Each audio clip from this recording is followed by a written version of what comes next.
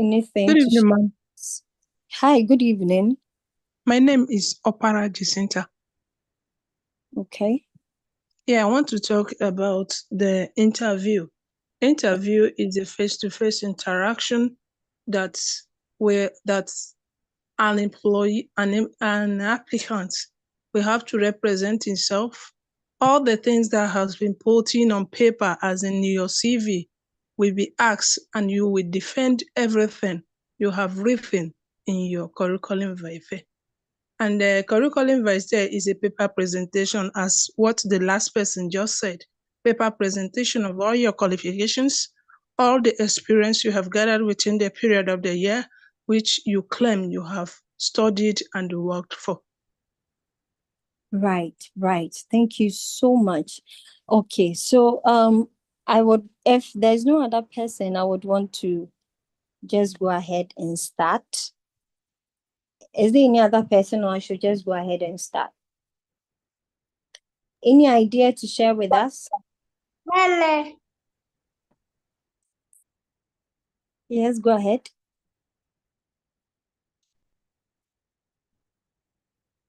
Okay, any idea to share with us?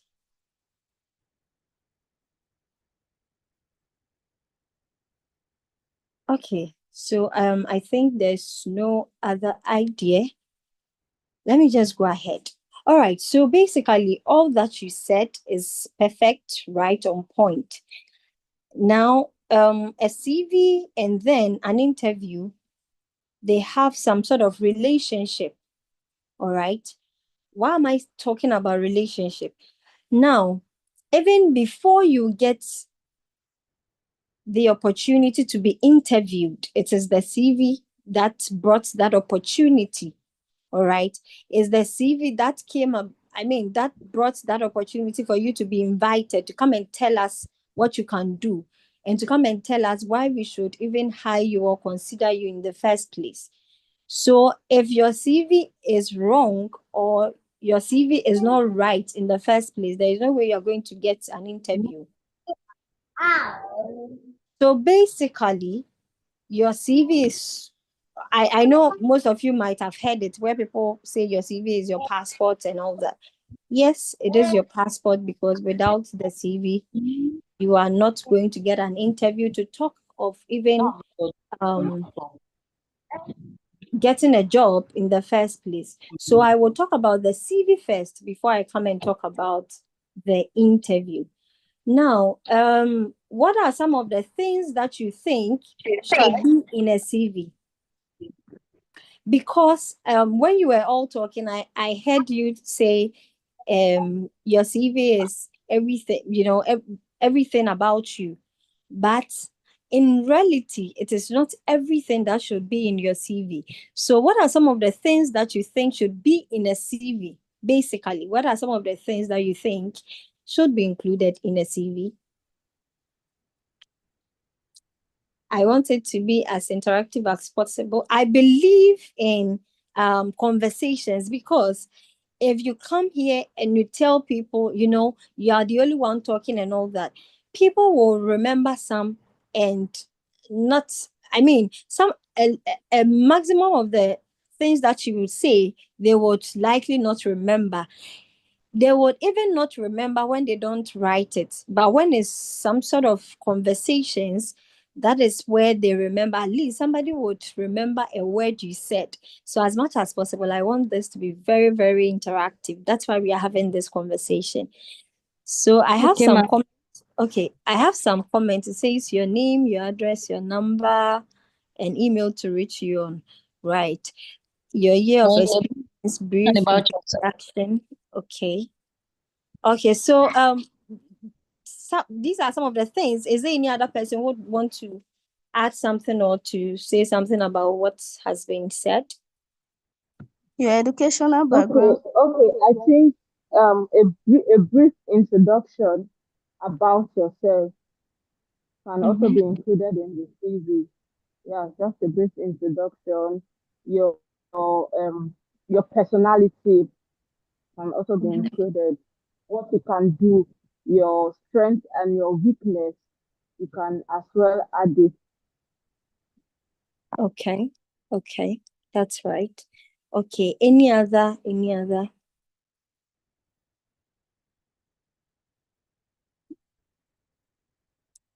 Any other, please? Good evening, ma'am. Hi, good evening. Okay, my name is Olajumoke. Okay.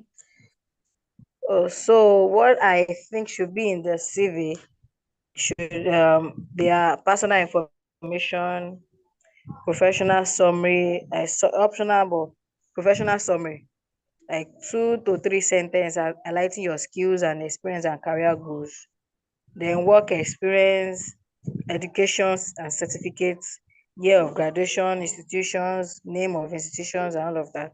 Then skills that are relevant to the job you're applying for. Maybe it is software engineering or gardening, any skill that is related to the job you are applying for. Then maybe certificates and training, other certificate and training that are relevant. Maybe you learned, you are applying for a post of a teacher and you've learned how to make tie and dye. So it's a course that is relevant to the job you're applying for. So it's something that you can put in your CV. Then languages that you speak and your references. So I think those are things that should be, and maybe your hobbies and interests. That's it for me. Right. Okay. Okay. So basically, you have all said some of the relevant things that we should be included in a CV. So I would just go ahead and start. Now, let me share my screen so that you would see what I have in the slide.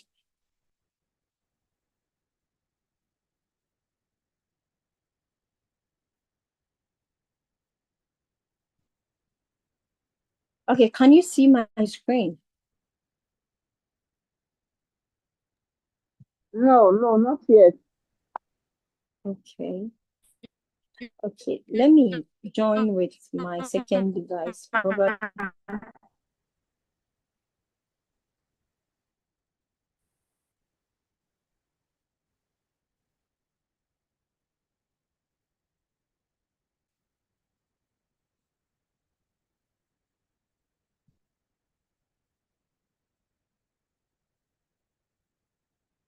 Okay, so I'm trying to join with my second device so that I don't know why this one is not allowing.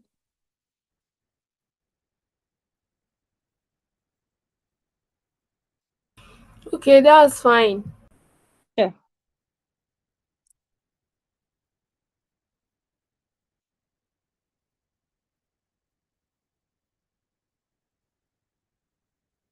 Okay, just a second.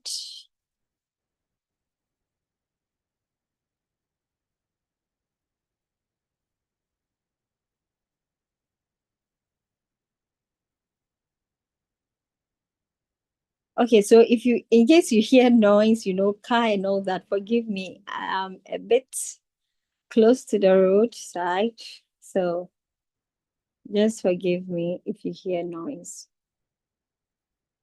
It's fine.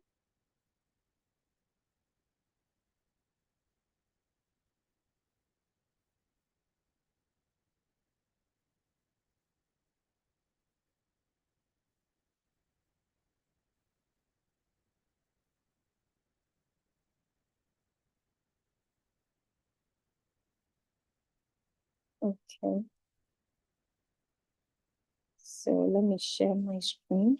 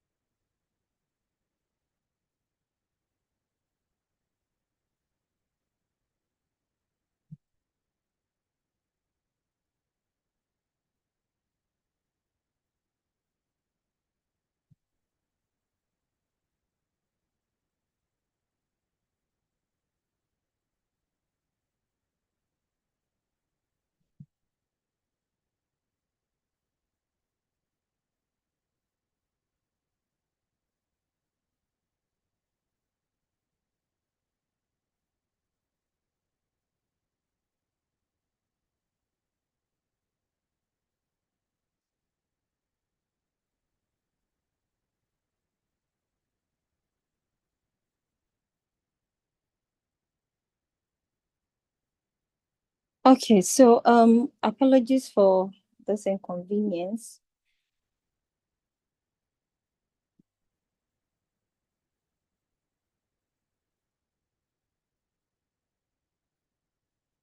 Okay, so it's not allowing me. Let's just go ahead as I try. I don't want to waste much time. Or let me is the host still around? Oh yes. Okay, you can send the slide. Let me share from my end. Although my PC is not stable, it can go off. It's just acting up. But you can share it. It's on now. Okay, let me. You can send it to me on WhatsApp. Okay.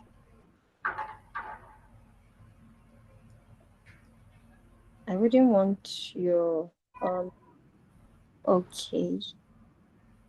All right. Okay, can you see now? I think it's sharing. Yes, we can see now. Okay, that's good. All right. So today, like I said, we are going to talk about CV and interview preparation. And first of all, we have all of us have shared an idea what the CV is, or when we talk about an interview, some of the things that you should expect. So let me quickly go to the next slide. All right. So basically, CV, what do we mean when we talk about a CV? And I have named it Getting the Basics Right. Now, like I mentioned, let's picture this thing. Let's assume you are going to work. When you wake up in the morning and you want to go to work, you are in your house. For you to get to work is something that should carry you to your workplace. Either you are walking, either you are taking a car, even if you are taking a motor or a bicycle, is something that is going to carry you from your house to the workplace. Or, for example, if you get to a place and then you get to meet a river or a sea and you want to cross, you need a tool to help you to cross to the other side where you want to get to. So that is how a CV is. A CV is basically you knowing where you are. Now, the CV is the tool to carry you to where you want to be. Basically, that is what a CV is all about. So if you know where you are, it will help you to draft a better CV to get to the position that you want to go to or the role that you want to achieve. So let me go to the next slide. Now, if you are going to structure your CV, what are some of the things that you should look out for? As you all mentioned, first of all is your personal details. Now, the personal details is basically your name, your contact, your email, and your location. Your name, your contact, your email, your location. What sometimes happens is that people add some things that are not, I wouldn't say irrelevant, but permit me to say that because it's relevant at a point, but in some in some point, it is not relevant, especially on the CV. It is not relevant for you to add your date of birth, some very personal details, even your location. For example, you can write, let's say, if you are living in Lagos, you can write Lagos, Nigeria, or Accra, Ghana. What we advise is that you don't really include your specific house location. If you include your specific house location in your CV and it gets to the wrong hands, you are putting yourself in danger, you are putting your family in danger, you are putting everything around you in danger, because that is a very important information that shouldn't be out there for anybody. But for all you know, you are just applying for a job, but it can't get into the hands of wrong people. And so what we advise is the town and then the country. That's just your location. If what you are applying for is in your own country, sometimes you can omit it. It is not it's relevant, but you can't omit it. However, you can equally add it. So let's say Accra, Ghana, Lagos, Nigeria, Abuja, Nigeria, So that's like a general something, basically. Now, the next one is your professional summary. So when we talk about a professional summary, that's basically you summarizing your skills, the who in you, and some of the attributes in just about 2 to 3 lines. At most, it should be 4 lines. It shouldn't exceed. In between 2 to 3 lines and maximum 4 lines, you should be able to tell us who you are. You should communicate your skills to us. You should be able to tell us why we should pick you over the next person or the other candidate. That is the professional summary. Most often what people do is that on top of the curriculum vitae, they write the word curriculum vitae on top, but it is not relevant. As much as possible, we already know what you are holding in your hands, which is already the curriculum vitae. And so you shouldn't write. What you should write at where you have written the curriculum vitae is rather your name, your full name. That is what you should write there. And then you would come to the details I spoke about earlier. Now, the next one you should look at is your education and qualifications. Your education is very important because you would want the organization or the recruiter to know that you possess the traditional, in quotes, the traditional education that they are looking for, because every job has its own specific candidates that the organization is looking for. And so your education, your qualifications, those things are very important. The next one will be your experience. Now, let me mention this. So some of the jobs will tell you whether your education should come first or your work experience should come first. Whatever you are using the CV or the resume for would tell us or would tell you if your CV should come first. Your education should come first or your experience should come first.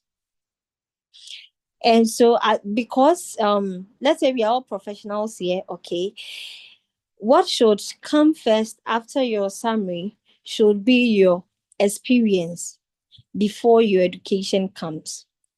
The experience should include all relevant work history, any job you have done. All those things should be included in it. Now, when it comes to the experience, there are some things that we have done, but probably it is not relevant to the job that we are applying for. So as much as possible, growing up, some of us did some jobs, let's say like a shopkeeper. We started selling some of these few things, buying and selling. Okay, so let's say if you are going to apply for an HR role, your buying and selling is not really relevant to the job you are going to apply for. And so as much as possible, what I advise is that if you are including in your job experiences or your work experience, it is not every work experience that should be on your CV. The work experience that should be on your CV is the relevant ones to the role you are applying for. That's why it is not everything that should be on your CV. The only things that should be on your CV are the relevant ones to the job. Now, the next one is the skills you possess.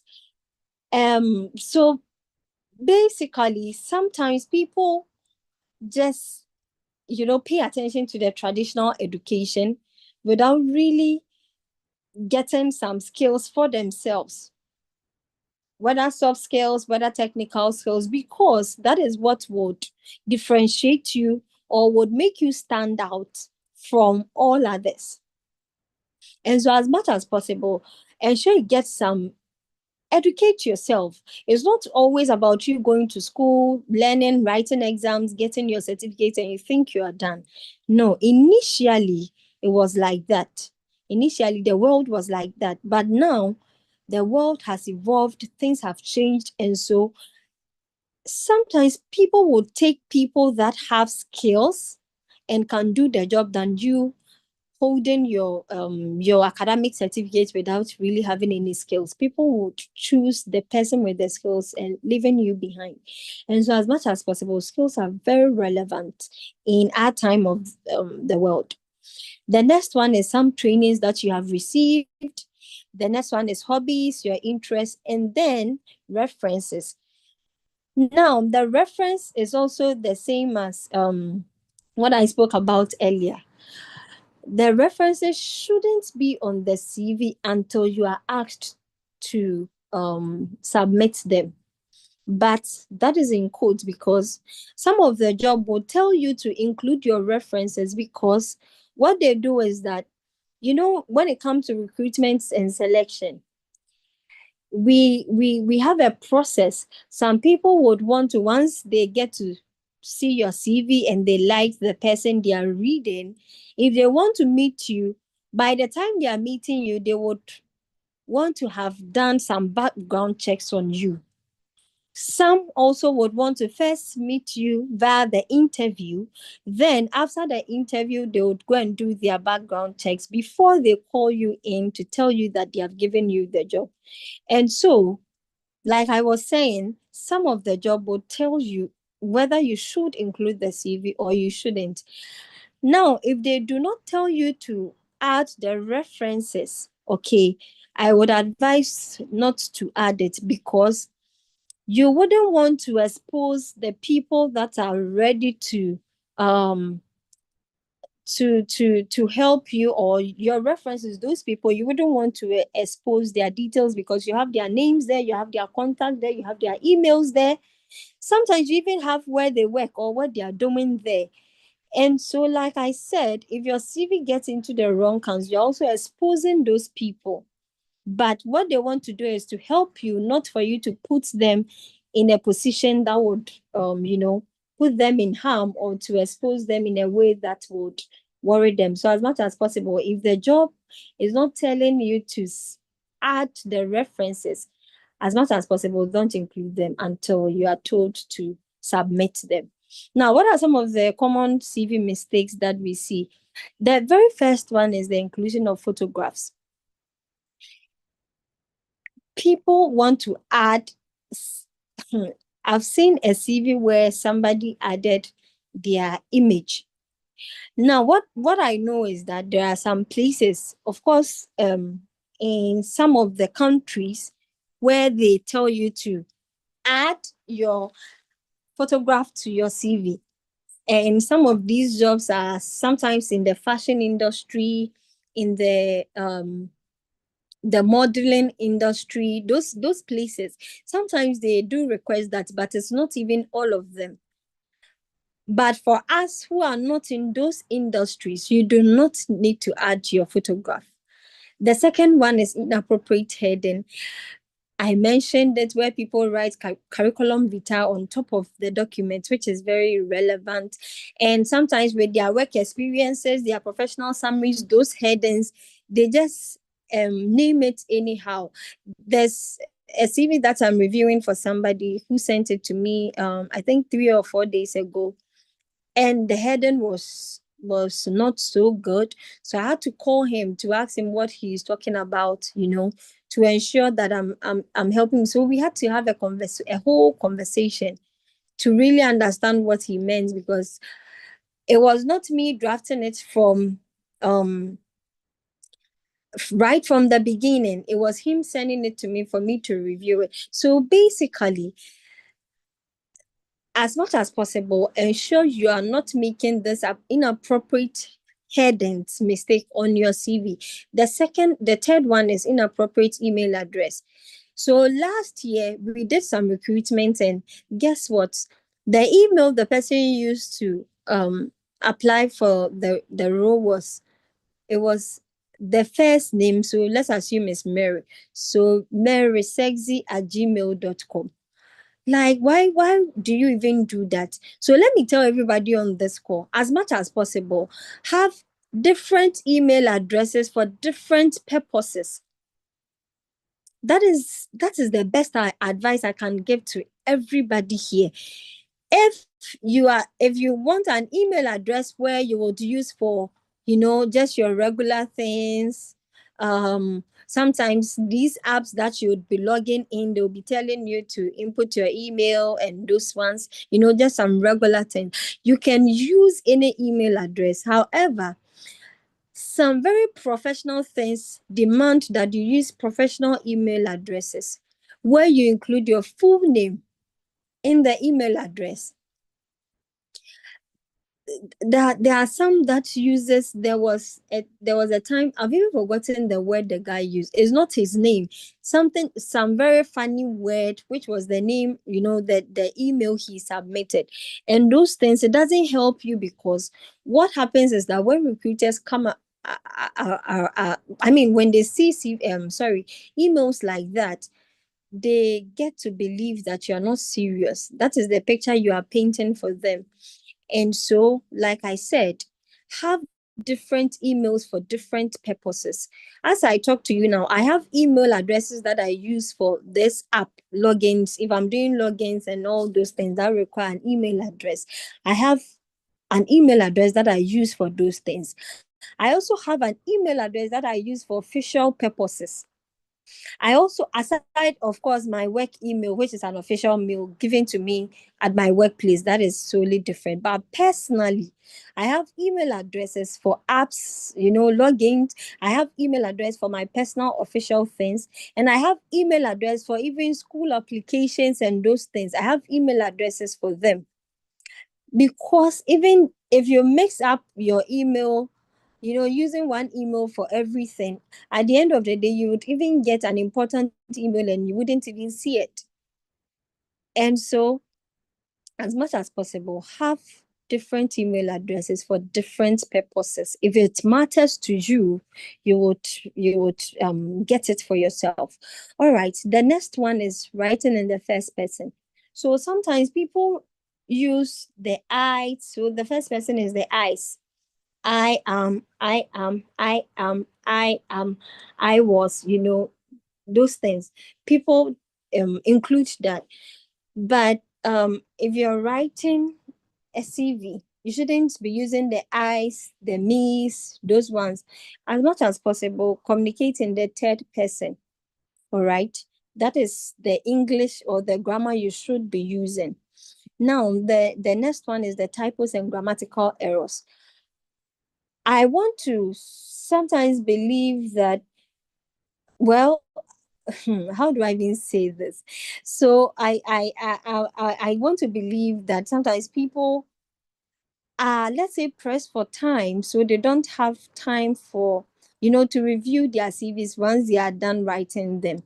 But it will help you if you take just about 5 minutes to go to a document that is very relevant to you. It will help you to go through that than just thinking, okay, I have limited time, let me just send it. So as much as possible, even if you don't have time, just have only 5 minutes to go through your document, because some of the grammatical errors that people do, sometimes you get to think about it and you don't understand, because some are just some basic typos that shouldn't be happening, but it happens. And so, like I said, even if you don't have time, just have 5 minutes, only 5 minutes, to review your CV as much as possible. All right, let me go to the next slide. I want to do this very quickly so that I can go to the interviews. All right, so these are some of the tips for CV success. If you're writing a CV, first of all, make it readable. Readable, make sure you edit it. The spacing, very clear. I mean, at a glance, somebody would understand or to get to know what you are talking about. So make it very readable. The next one, it should be concise and very informative. Just go straight to the point. Your CV is not where you are going to do storytelling. It's not where you are going to write things that, you want us to read and read and read. Nobody has time. In fact, when we are recruiting, there's a time frame allotted for, there's a time allotment for these ones. And so nobody would want to spend much time on your CV to read. What we do is just to glance it, and then at a glance, if we get to like or love what we are seeing, that is when we devote time to, get to know you, to read more into it, and then invite you for the interview. The next one is to remove relevant information. I think I have already explained much into this. So I would just keep that. All the information that you think are not relevant to the job you are applying for, don't just include it. The next one is to tailor your CV to the specific role or the vacancy. So as much as possible, don't just have one generic CV to apply for every job that you come across. If you are applying for a job in this particular industry, ensure that the job description that was posted or the job description you saw out there, for which reason you're applying for the job, ensure that's. So what I tell people is that every job description you see out there is painting a picture for you. Now, the picture that JD is painting is the candidates the organization is looking out to employ. They're already telling you the details, the person they need. And so that is your first clue in when you are trying to apply for a job or you are putting in your CV, to do your application. That is the first point where you are sure not to miss it. All right. So as much as possible, ensure that you tailor the CV to the specific job you are applying for. And every job has its specifics. Every job has its candidates that they want to employ. Now, the next one is the format. So what happens is that sometimes people use different formats. And I think it happens because people are not finding time to go through their CV.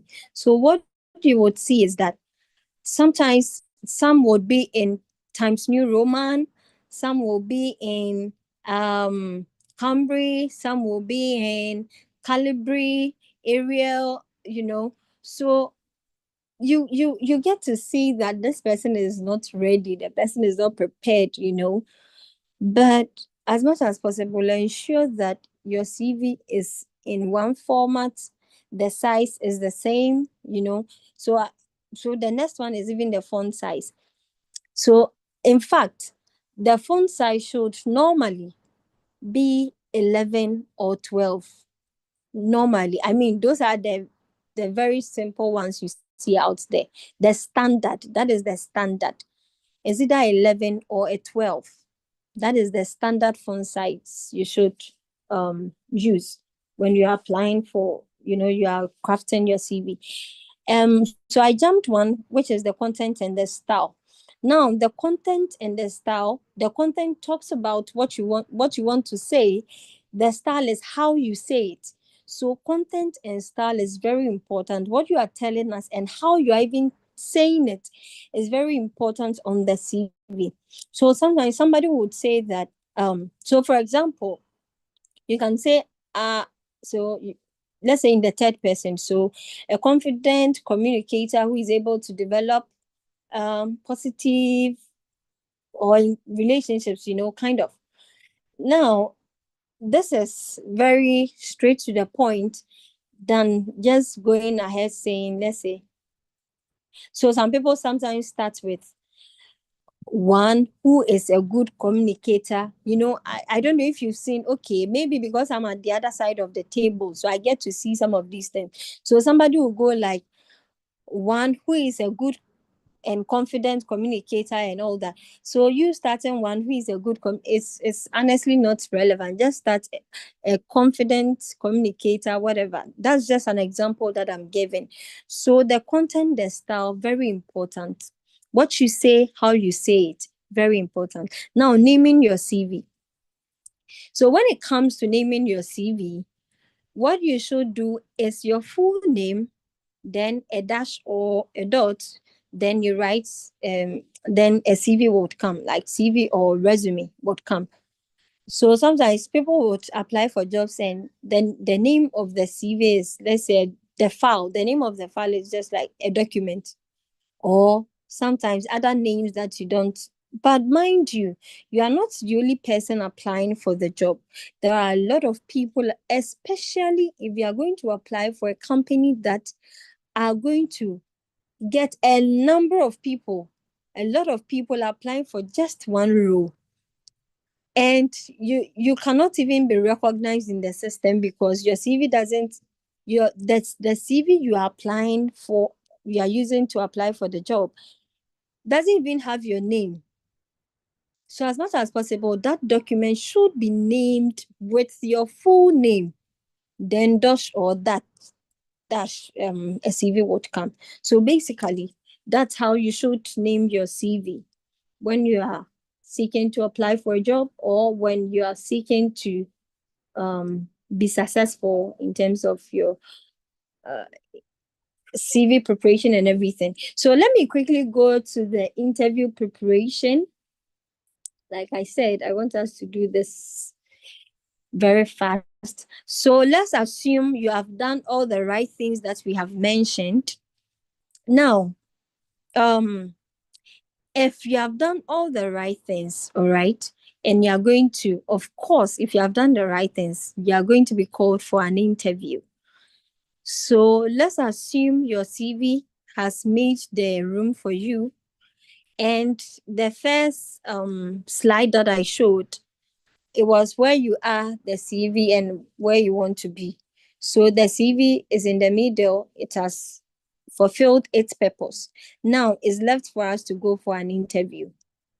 What is the purpose for the interview? I have something written here where it says the main purpose of an interview is to convince the recruiter that you're the best candidate for the job after your CV got you into the room.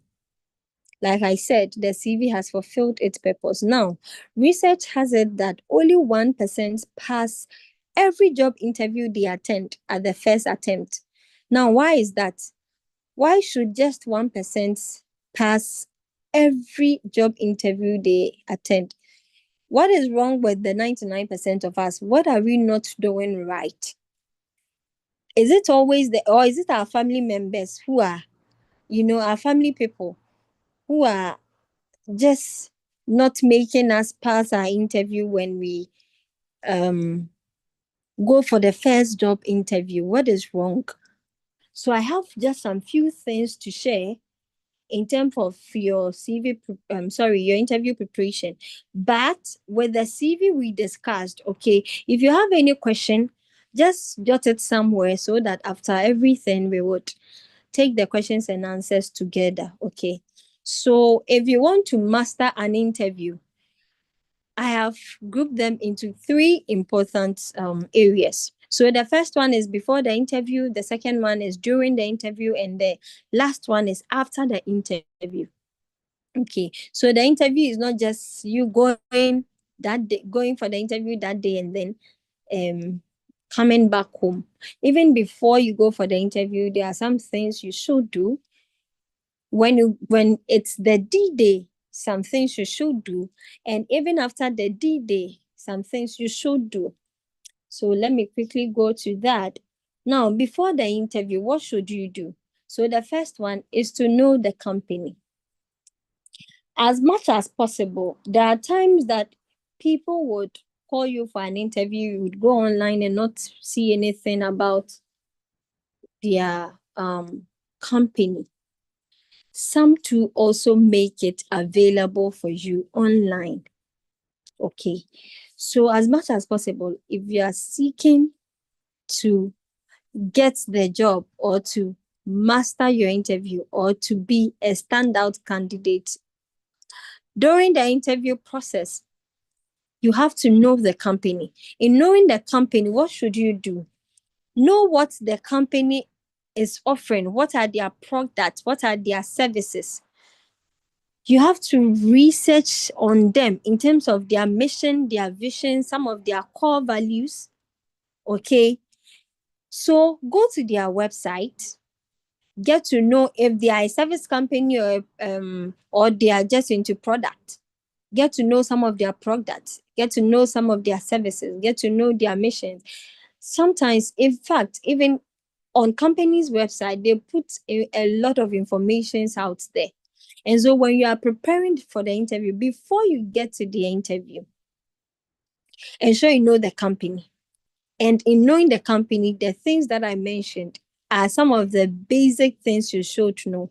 Even when you don't know anything at all, just know the basic things I have mentioned: their mission, their vision, their values, some of their products, their services, and just these few basic things.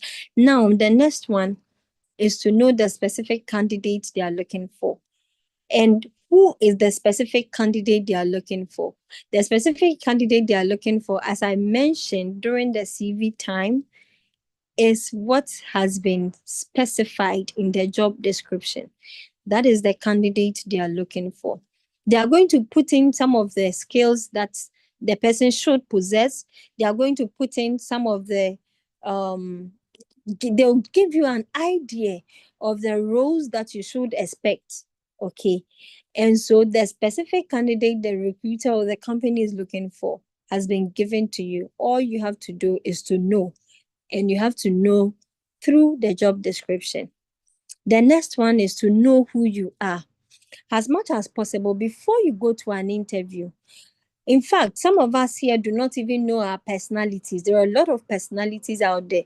Now, some of the jobs and personality traits do not align. Okay. So, sometimes, let's say, an introvert cannot be a salesperson.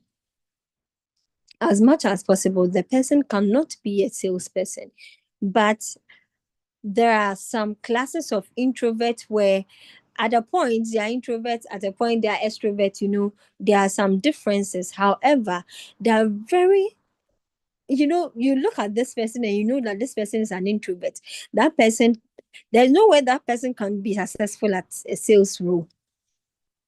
Because for sales, the person should be able to talk, to communicate, to get the audience to come and buy the product, to come and buy the services.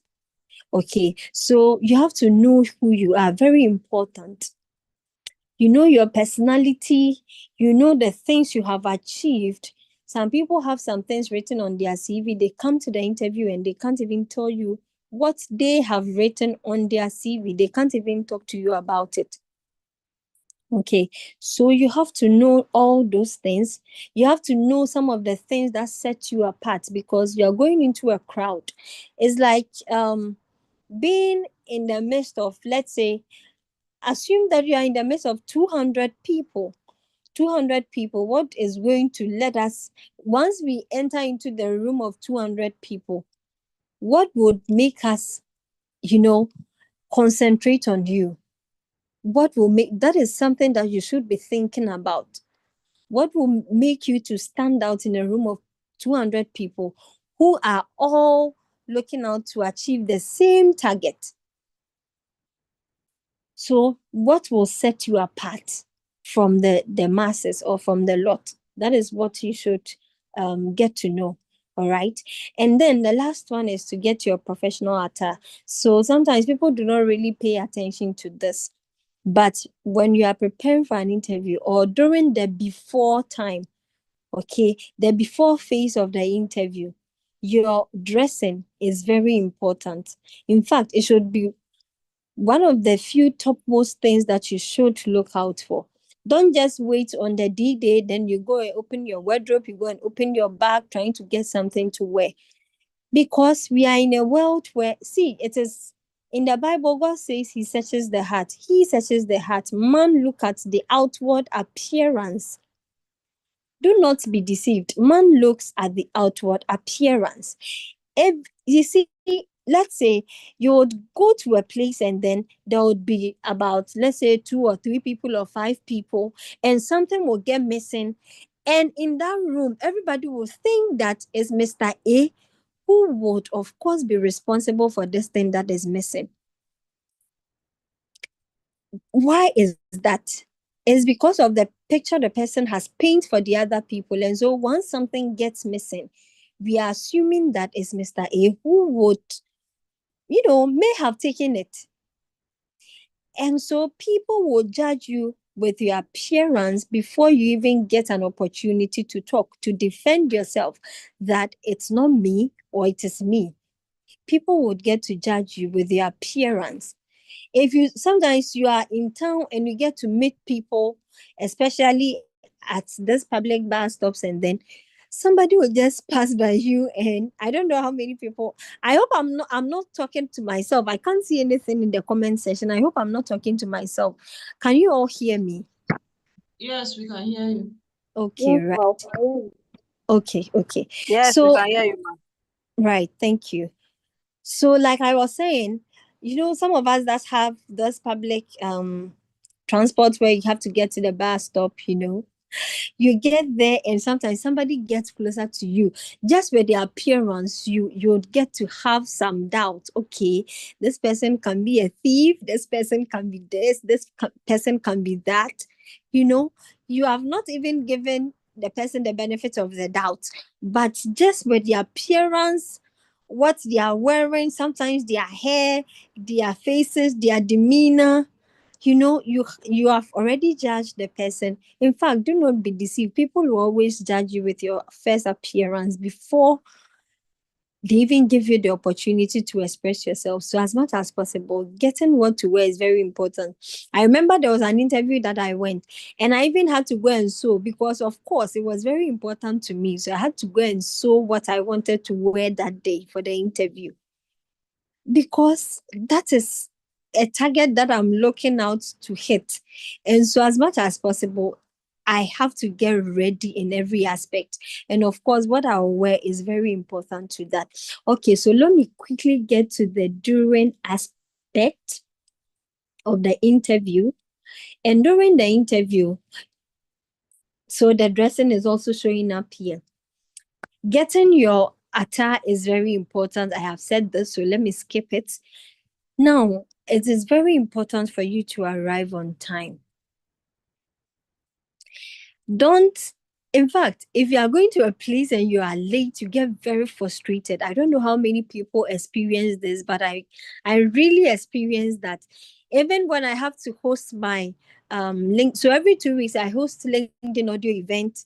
There was a day that I got stuck in traffic. I went for a program. I went to represent my organization at a program, and I had to quickly get back to the office, before I can host it. I got stuck in traffic and I was so frustrated. I was just late for about 5 minutes and I was so frustrated because lateness shouldn't be something that people should align with you, with your brand, with your profession, lateness should be something that people shouldn't align with you. Of course, there are times that there are peculiar situations, you can't have control over certain things, but as much as possible, if you are even going to arrive about 30 minutes, or even if you are late, just arrive just 15 minutes. But the right thing is just 30 minutes for you to relax, for you to get to know the environment. Because when you are going for an interview, if you are the time that you spend in the place will tell you the sort of culture you are going to see in the organization, the sort of culture you are going to experience should you start working with them. So even when you are seated there, relax, waiting patiently for your time to be interviewed, the few people who you would come across, how they react, how they talk to each other, how they even relate with you as a new person in the organization will tell you the sort of culture that is there. All right. So as much as possible, arrive on time. The next one is to be friendly to all. So you get to, even before you get to the interview grounds, some people would sit in cars and you don't know who you would meet on your way. Even at the main entrance, even the security, there are some places where even a security person, okay, has a say. at my workplace like this, there's this our driver. So he's the head in that unit. Okay. He's the head of all the drivers. And the sort of relationship I have with him, he can come to my office. There was a time that, there are some people that you shouldn't look down on the person just because you think the person is a driver, is a security, is whatever. The person may even put in a word for you. So as much as possible, be friendly to all. You are not being friendly because you are going for the interview. This is something you should possess as a human, as an individual, to be able to relate with people. The next one is to carry the right document along. So last year we organized some interviews and people came in, let me say this, during your application, we asked for your document and you submitted it. It doesn't mean you should come empty-handed. People came without the original copy of their certificate. They have stated some things in their CV and they came without those documents, which was very terrible. So we, the panel members, told them, okay, so those that were good, we told them you're a good candidate, but we are going to flag your interview. We are going to flag your result till you get us the original certificate of your document. And I want to believe nobody wants that to happen to him or her. So as much as possible, when you're going for the interview, ensure you carry your certificate along, the original copies. If you have photocopies, that's just fine. But as much as possible, carry them along, even when the application, everything was done online and everything, just carry them along. Sometimes you don't even ask for them. Other times to be asked for them, you don't know what will happen. Just carry them along. If they ask for them, fine. If they don't ask for them, that's also good. Now, the last one is to communicate clearly. So when you are going for an interview, what you say is important. How you say it is equally important. Communication cannot be taken out of it. Okay, so the next one is after the interview. So we talked about during the interview. The next one is after the interview. Now, after the interview, what are some of the things that you should ask? The first thing is questions. So if you are seeking to work at a place, or if you are seeking to work with people, you have to ask questions that are relevant to you as an individual. So you can ask them some questions that relate to, so every place has a way they define success. In fact, even in localities, or houses where we live, Africa, wherever, everybody has a way of they defining success. So what you can do is, even if you don't have anything to ask them, you can ask them questions about what how, if they are saying that this person is a top performer in our organization, what are some of the things that they look out for? Okay, these are questions that you can be asking. So just prepare some few. Sometimes it can be one, it can be two. Just ask them. If you ask questions, you create an impression where they get to have some sort of confidence in you that this person knows what he or she is about. So as much as possible, even if it's just one question, just ask them. Okay, the next one is to send a thank you mail. If there is the opportunity to send a mail, you have to do that after the interview.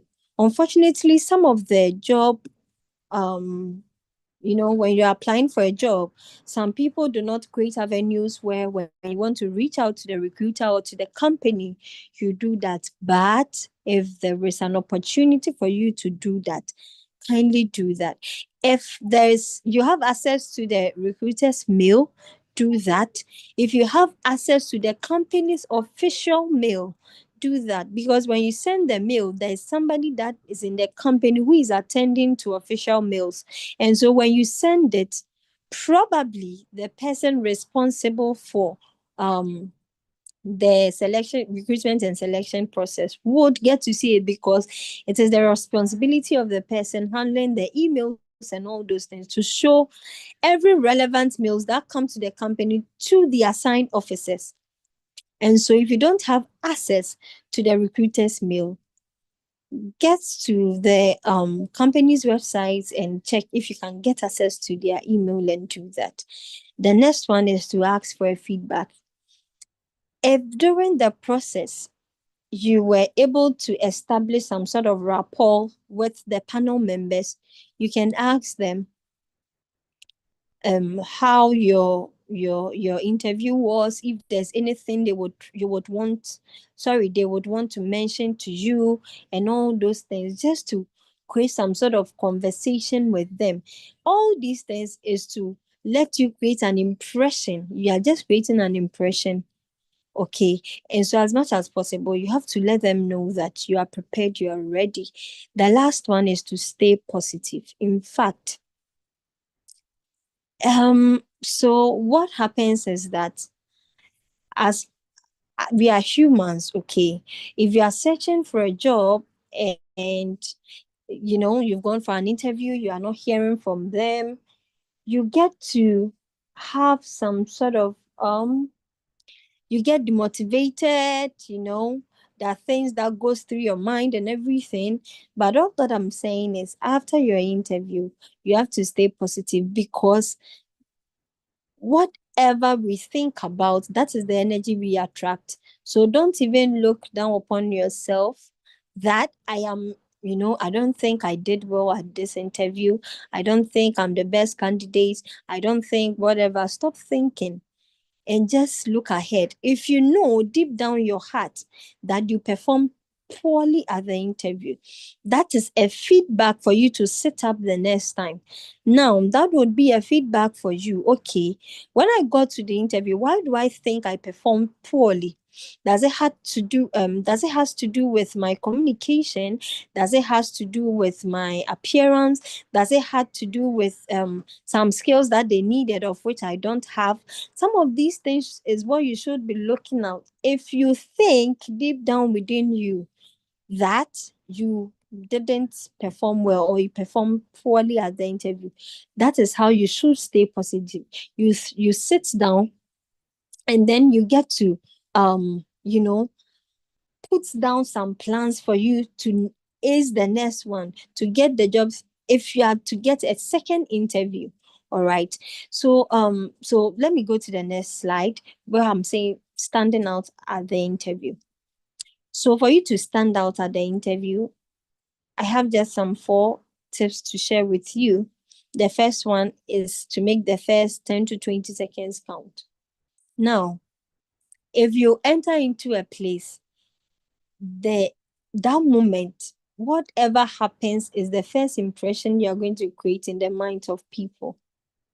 Okay, people form opinions and perceptions about people based on their appearance, their body language, how they made them feel, and all those things. So if you are looking out to stand out, or you are looking out to impress the panel members or the interviewers, you have to ensure that the first 10 to 20 seconds, when you are called into the interview, what do you do?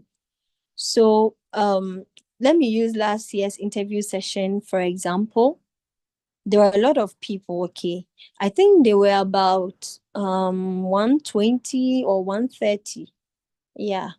So what happens was that sometimes people come in, once they are ushered in, so they are called in, the person comes in, and you see them enter the room. When they enter the room, what they do is they just enter and they are standing there.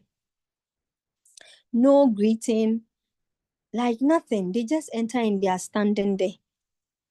So the first question we ask them, all those who did that, so the first question we ask them is, okay, why are you here? Are you ready? Because you just entered, people are seated, or just good morning, good afternoon, or then once you greet, you have initiated something. Once you greet, they are going to respond. They will tell you to have a seat. You have initiated it. But if you enter the room and you are just standing there, I mean, you put those people at the side of the table in some sort of place that they are trying to think if this person is ready, if this person is even qualified to be called here and all that. So as much as possible, the first 10 to 20 seconds, make it count. The next one is to listen first and respond. There are times that people come to an interview, and once the panel members are asking, or the selection committee are asking questions, they you won't even let the person land, and you think you know what the person is asking, and you are just going to answer it. As much as possible, let the person land, then you would go ahead with your answers. Make sure you do not interrupt the interviewer, before he finishes his questions, he finishes whatever sentence he's talking about, he or she is talking about. The next one is to highlight your unique skills. So to stand out at the job interview, ensure that your skills, your experiences, your achievement, very important, your achievement, you have to ensure that these ones are in the is standing out for everybody to know that ABCD is what you have achieved. ABCD skills is what you possess. Okay, so as much as possible, talk about those things, those achievements. Any question you are asked, link them to some of these things. That makes you unique from all the other persons. And then the last one is to communicate with confidence. So if you are looking out to stand out at the job interview, when you are talking, let people believe in the voice that they are listening to. Let the interviewers know that you know what you're about. Okay, so communicate clearly. Don't just go about just saying things, just watching some videos and just replicating. Ensure that what you are saying is clearly understood. Of course, sometimes you say things and we ask follow-up questions. The follow-up question is an opportunity for you to tell us that you are the best candidate. The follow-up question is for us to understand something you said earlier, of which we didn't really get it, or we are interested in what you said. We are very much interested in it, so we want to see, or we want to get to know more about what you said. That's when we ask follow-up questions. So communicate with confidence. Don't go and of course, some of us are shy people. Yes, that is part of humans. We all can't be the same. But this is something you do not want to miss. This is an opportunity you do not want to miss. And so even if you need confidence, just put on that confidence attire for the few 20-30 minutes that you are going to sit with these people. All right, so that's the last point if you are seeking to stand out at a job interview. So basically, that's what I have for the CV, for the interview. If you have any question, you can go ahead. Then I would answer them.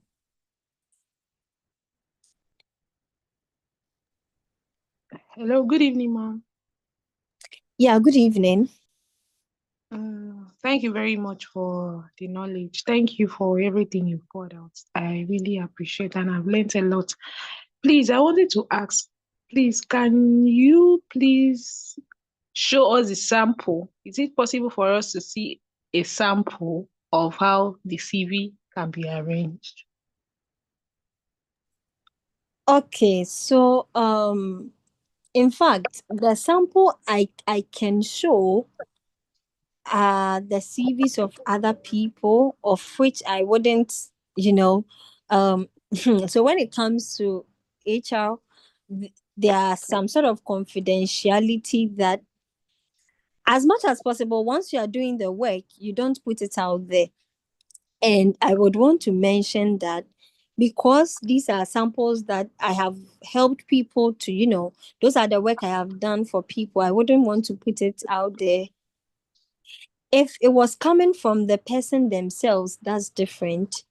But since the person is not aware, I wouldn't want to put it out there. However, the format is basically what I've mentioned in the presentation.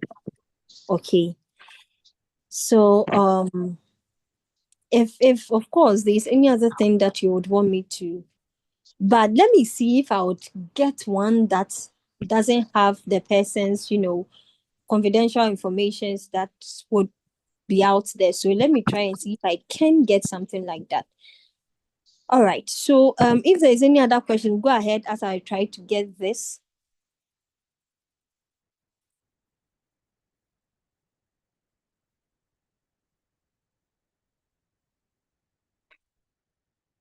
Okay, is there any other question?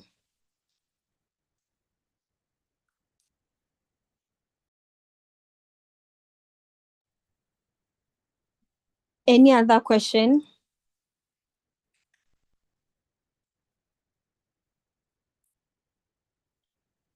Okay. I hope I'm not on this call alone. Hello. Yeah, thank you so much. Okay. Okay, Ruth wants to say something. Okay, Ruth, please go ahead. All right. Good evening, Ma. Good evening. Thank you. Yes. I have a question on the last few points you just talked about. You said standing out at an interview. Now, that point of standing out, you're like the first 10 to 20 seconds count.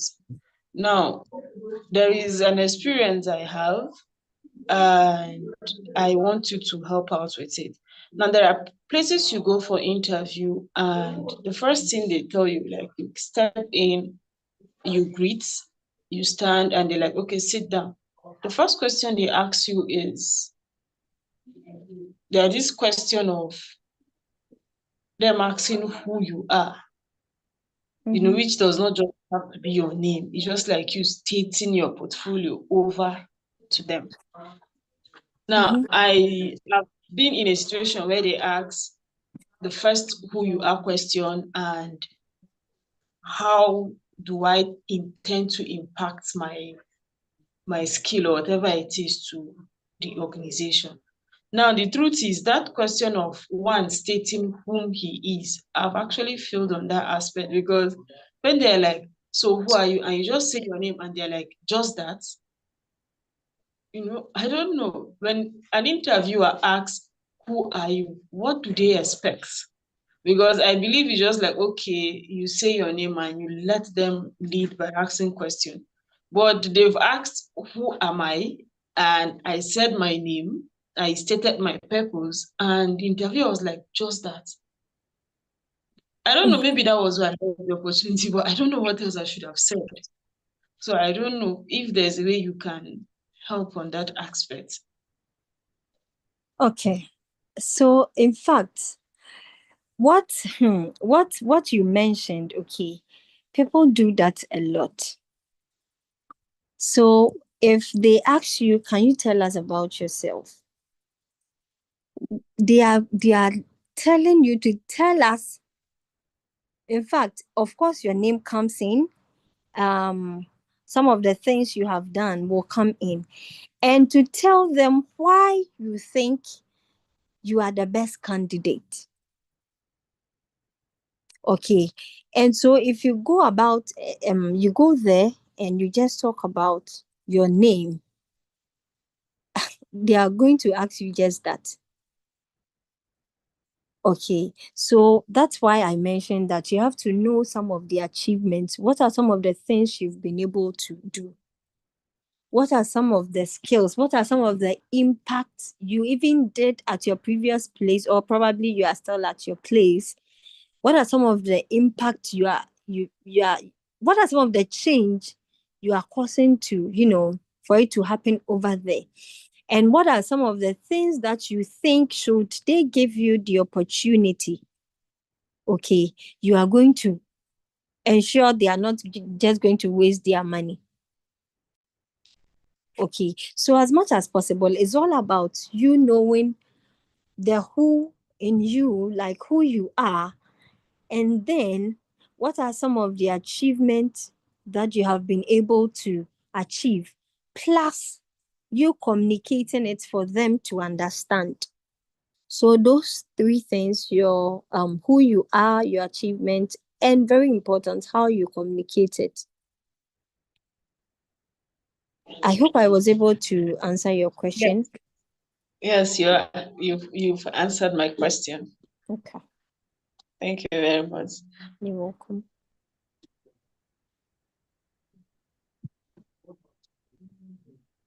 Okay, is there any other question? So yeah, okay, somebody's okay. So I thought somebody was talking, but once nobody is talking, so to help you, okay, write something down.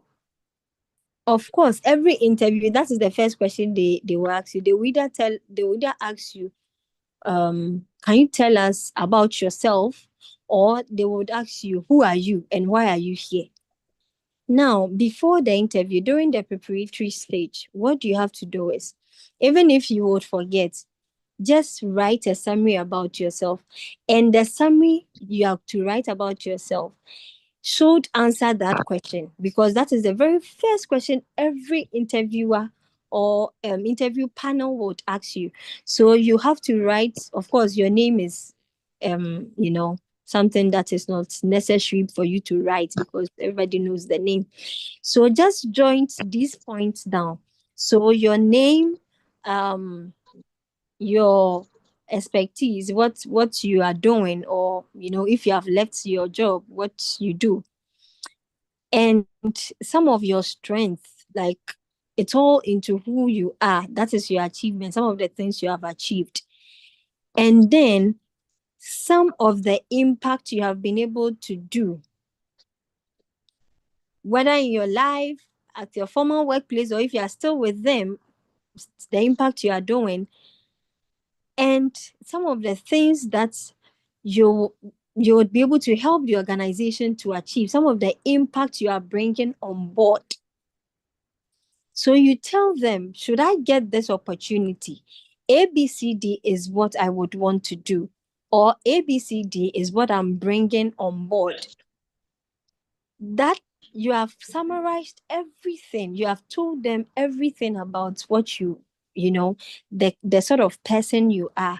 That is when follow-up questions will come. But with just that summary, you are some way, somehow convince them that, okay, this person is a good candidate. Let's probe further to get to know more and give him or her the opportunity. Okay, so these are just some few tips that you should get to know if you are preparing for the interview, because they would ask you that question. That question is a bonus question. In fact, if you are going for interview, you know that is the first question they will ask you. So I believe to. But talking about impact that one has made, someone that's a fresh graduate that don't have an experience, Okay. what kind of impact do the person talk about? Just if never worked before, the job you're applying is like the first application. The person has not, I would say, if I'm not wrong, I would say the person does not have any experience. So the person has not worked to have created an impact. So how did the person cover up that fact of impact the person have, or the strength, or the skill the person has acquired over the years from working? Okay. So that's why, no, let me even, before I even say this, in terms, you mentioned skills. In fact, even if you are a fresh graduate, in fact, let me even say this, having skills has nothing to do with you being employed or you getting a job. Really, it has nothing to do. If you are in school, you can learn any skill you want to. What we learn on the job is that sometimes the technical skills, but skills are different. We have the soft skills and the hard skills. Mm-hmm. And skills is not something that you should be working. When we talk about communication, problem solving, those things, in fact, skills has nothing to do with whether you are employed or you are a fresh graduate. Everybody can learn a skill.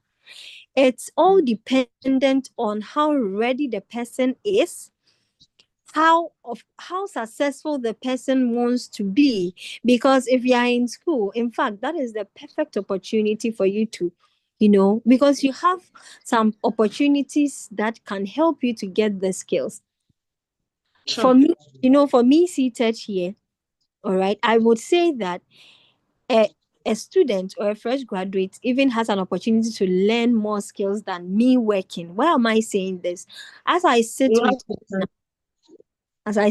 with you now, I'm working, and my work start at 8, I close at 5 p.m. Monday to Friday. Now, the weekends, I'm doing my HR chartered program. So every weekend I'm in school. Sundays, I'm in church. Other times, Sundays, I have to do online class. Monday, my session starts again. I have to be at work. And even aside my official work, there are family engagements, other things that I'm doing. So if you put my life, of course, even before this, when I was doing my master's program, it was hard. It was hard because I had to work, I had to school, I had to devote time for every single thing in my life. So if you put, that's just an example I'm giving, all right? If you put my life there and you put somebody who is in school, who should find time, who should devote time to learn other skills than me, the two of us, putting us on the same skill. And so, like I was saying, learning a skill has nothing to do with whether you are in school, whether you're a fresh graduate, or whether you're working. It's all about you as the individual, all right? Yes. So that's about the skill. Now, let's assume that you are in school, or let's say you're a fresh graduate. Talking about impact, as you were in school, we always, in fact, it's part of, before you graduate, you have to get some internships. So during the internship, are you saying you didn't do anything at all? I did internship twice, so I did a lot of things. Say again? I said I did internship twice because I went to Polytechnic, so I did a lot of things. Exactly. So during your internship, you did something like outstanding. I want to assume that you didn't just wake up in the morning, get ready, take your bath, get ready, go to work, just sit down, closing time, you take your bag, you come home. No, you did something. So a lot of things. Exactly. So those are, in fact, sometimes I think that it's how to talk about the things we have done. That is our problem. How to communicate it clearly for people to know what we have done. That is our problem. And so what I would advise you, and in fact, it's not for her alone, it's for everybody listening to me, and even to me personally, okay? What you have to do is just to write it before the interview. If you think you may forget, okay, we are very different. Some people forget things very early, others too, they are fine. Once it's there, they would remember. Just put it down. In fact, learning is not just about reading, okay? When you write, you even remember it better. So it's just point. It's not you writing an essay, just point. Just put down those ones. In fact, you have an opportunity to make an impact during internships. And so, like you said, you've done a lot. So definitely there's something that you did that you can talk about. And of course, those seated at the other side of the table, if we are interviewing people who have been in the workspace, we know how to go about it and the things that we are expecting. And if we are interviewing fresh graduates, we know what we should ask and the bar we should set for them, because you cannot put a fresh graduate and somebody who has been working on the same scale. We don't do that. That would be like you not being there. Exactly. So we don't put all of them on the same scale. So like, yeah. So basically you have done something. All you have to do is how to communicate and to tell us about it. That's all. Okay, thank you very much, ma. You're welcome.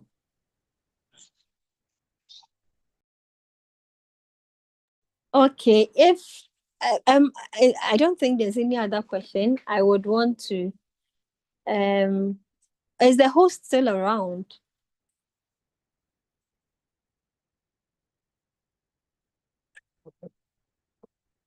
Okay, is the host still around? All right, please, is there any other question? If there is no other question, I would want to close in the next 1 or 2 minutes. Okay, I think somebody talked about the CV. Let me quickly do this before I close. So any question, any question? I think we've spent, wow, I told Rahel I was going to do this in an hour, and I've spoken for an hour and 40 minutes. I didn't know I was going to spend much time, honestly. Okay, so let me share this.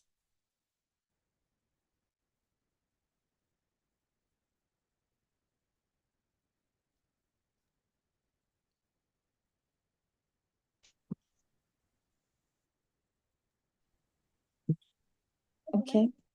Where is it? Where is it? Where is it? Okay, I'm saying thank you. You are almost welcome. It's a pleasure to do this with you today. Thank you all for joining. Thank you for coming. As much as possible, knowledge is all around us, but it's always dependent on the person, how prepared the person is willing to learn, how the person is ready. Even if you, in fact, nobody would know everything. Okay. And so it's all about you being ready to learn, you asking questions. Okay, how do I share this? I'm trying to share the Word document and it's not allowing me. Is the host still around? Okay, I've seen it. Yes, I am. Okay, can you? Okay, can you see my screen? Yes. Yes. Okay, so I wouldn't want to expose the other details, but basically, this is the work experience, that we put out there for the person. So ensure that it's very, like, the format's very perfect at a glance. We wouldn't get angry at the other side, because your CV is not well formatted and all that. So basically, let me see. So this one, he said, a community fellow teacher, so secured 900,000 Ghana cedis in funding to construct a community library, directly benefiting over, yeah. So basically, this is an example. So what the person did, the date is here, and the organization where he did it is down there. So straight to the point. And he has four, um in terms of the work he did, just four things, straight to the point. In fact, if you are working, there are a lot of things that you would be doing. Okay, even at our workplaces, we do sometimes things that are not even in line with your work, but the job is calling for it. It doesn't mean you should include all those things in the CV. So basically, the relevant things, like I mentioned, is what you should include in the CV. All right, so I'm done for the day, for the night. And I don't know if the host has anything to say. No, I want to. Thank you so much. You're most Thank welcome. you for your time. We really appreciate you. Please, can you celebrate that with me? You can celebrate that in the chat. You can unmute your mic and speak. Say something nice. Thank you so much. We appreciate you. Thank you for your time. And it means a lot, actually. Thank you so much. Thank you. Thank you. Thank you. People are dropping chats. They're Thank you saying, so much, ma. We really appreciate. Thank you. Thank you for the class. Thank you so much. so You're thank most welcome. All right. So I much. wish, yes. sure. You I, can leave. You say what? I'm saying it's a pleasure, and thank you so much for All having right. me. You're welcome. Thank you for your time. Yeah. If you are here and we are not connected on LinkedIn, you can search me up. You can ask the host, and I'm sure she would send my whatever. Okay, so we can connect on LinkedIn. And thank you for having me. And I wish you all the best. Have a good night. And you too. Thank you so much. So let me quickly get our LinkedIn link so you can connect with her on LinkedIn. So ladies, good